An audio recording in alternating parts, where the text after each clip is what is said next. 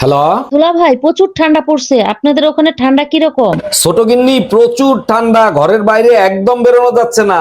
বলেন কি দুলা ভাই, আমাদের এখানেও তো একই অবস্থা। তা আপনি ঠিক আছেন তো? আমি ঠিক আছি, শুধু ঠান্ডায় টুনটুনি খুঁজে পাচ্ছি না। হ্যাপি নিউ ইয়ার অরুণ ভাই, নতুন বছরের অনেক অনেক শুভেচ্ছা রইলো আপনার জন্য। হ্যাপি নিউ ইয়ার ভাবি, আপনার জন্য নতুন বছরের অনেক অনেক শুভকামনা রইলো।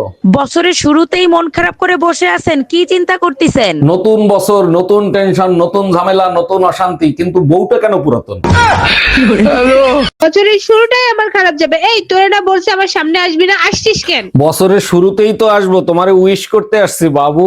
তুই আমার কোনো কথা শোনো? যাদের কথা শুনিস তাদের যে হ্যাপি নিউ ইয়ার জানা। তুমি ছাড়া কেউ করতে পারবে না আমারে কাবু। হ্যাপি নিউ ইয়ার বাবু। বিয়ে করে বাড়ির বউ এনেছে না, কাজের লোক এনেছে, তা কি ডাকবে? সারাদিন খালি কাজ আর কাজ। এখন থেকে আমাদের কাজ করাতে হলে কিন্তু আমার টাকা দেওয়া লাগবে। টাকা ছাড়া আমি আর একটা কাজও করতে পারবো না। আরে বাবা, তোমার ঘর তোমার সংসার, তুমি কাজ না করলে কিটা করবে? অত পিরিতির কথার দরকার নেই। টাকা না দিলে এখন তো আমি আর কোনো কাজ করবো না। আচ্ছা দিবানে, কিন্তু আমারও একটা শর্ত আছে। কাজ যদি পছন্দ না হয় তাহলে কিন্তু কাজের লোক বদলাই ফেলবানে। আরে আমি তো মজা করছিলাম, তুমি মজা টাজাও বোঝো না। আমার নিজের বাড়ির কাজ তো আমারই করা লাগবে না। যদি তোমাদের বড় এরকম ফোন দেখে দেখে সময় কাটাই, তাহলে বরের সাথে একদম ঝগড়া করবা না। বরের ফোনটা নিয়ে এরকম ছুঁড়ে ফেলা দিবা, কারণ আমাকে রোগের সাথে লড়তে হবে, রুগীর সাথে নয়।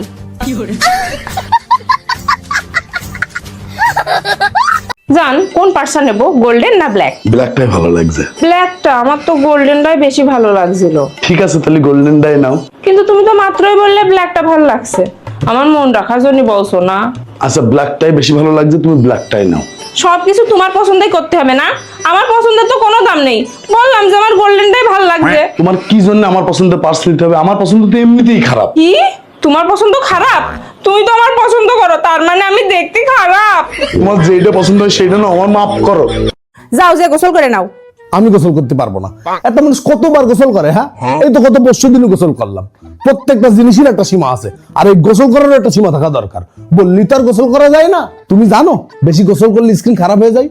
তোমার কাছে তোমার স্কিনের গুরুত্ব না থাকতে পারে, কিন্তু আমার কাছে আমার স্কিন অনেক ইম্পর্টেন্ট। আর এই শীতকালে তো গোসল করতেই নেই। 2 দিন পর পর গোসল করার কথা ভাবা উচিত, তাও ভাবা উচিত, করা উচিত না। আর আজ কয়েকদিন যে ঠান্ডা পড়ছে, তাতে আমি তো ভাবছি অনির্দিষ্টকালের জন্য গোসল করাই বন্ধ করে দিই।